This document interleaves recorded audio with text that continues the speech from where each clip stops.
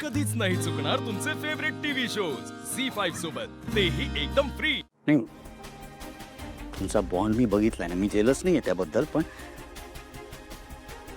पण माझ्यासाठी तसं नाहीये. या घरात माझ्याकडनं एक चूक झाली आज, ती माझ्या नकळत एवढी मोठी शिक्षा देते मागते. दादा हे बघ, एकतर मी तिच्या विरोधात जात नाही, मी सत्याच्या बाजूने उभा असतो बस. आणि हे कुठेतरी आईला पण माहिती आहे, म्हणून आई कितीही रागवलेली असली ना तरी ती शांत होते, ती माफ करते मला. काय म्हणायचं तुला? तू जे काही या घरात करतो ते सगळं बरोबर असतं आणि मी चुकीचं आहे का? अरे एक मिनिट भांडताय कशाला? याला सांग मग, काय बोलतोय? सारंग, मी बोलू का? दादा, तुझ्या बोलण्याचा रोग कळतोय मला. तू सावलीबद्दल बोलतोयस ना? हो. हे बघ, मॉम आणि सारंगमध्ये कितीही भांडणं झाली तरी एंड ऑफ द डे मॉमला माहिती आहे की सारंग जे करतोय ते योग्य आहे, सत्य आहे. पण दादा, तुझ्या बाबतीत असं नाही झालंय. यावेळेला तू चुकलायस. आणि काय चूक काय केली मी? त्या मुलीला तिची जागा दाखवून दिली. बिंडोक मुलगी आहे ती. पण ती मदत मागण्यासाठी आपल्या दारी आली होती आणि ती केपेबल होती, जिद्द होती तिच्यात. बरं जाऊ दे ना, आपण कशाला भांडतोय? मुद्दा काय? आईला मनवायचं आहे ना, आईला मनवू ना आपण. मी मनवतो आईला, तू टेन्शन नको ना घेऊ. ठीक आहे, चल आपण खेळूया.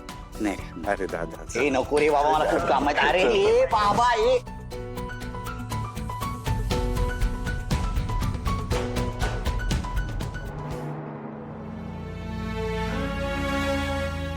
सावली, हे ग, मला जरा जिरा सोडा देशील का? हा, अगं मला ऍसिडिटी झाली आहे, तू का बोलत नाहीयेस? बोल ना काहीतरी. कोणी काही बोललं का तुला? मग तर जालिंदर निंबाळकर म्हणतात तू सिंगर आहेस, मला तर तू मुकी वाटतेस. अगं सावली, बोल ना काहीतरी. काय झालंय? तू व्रत ठेवलंयस का?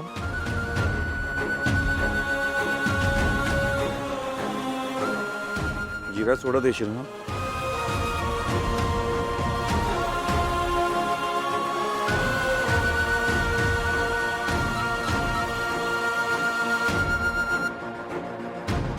कसं सांगू तुम्हाला सारंग सर, कधी कधी शब्द पण मुके होतात आणि या मुक्या शब्दांना तुम्ही बोलायला लावता.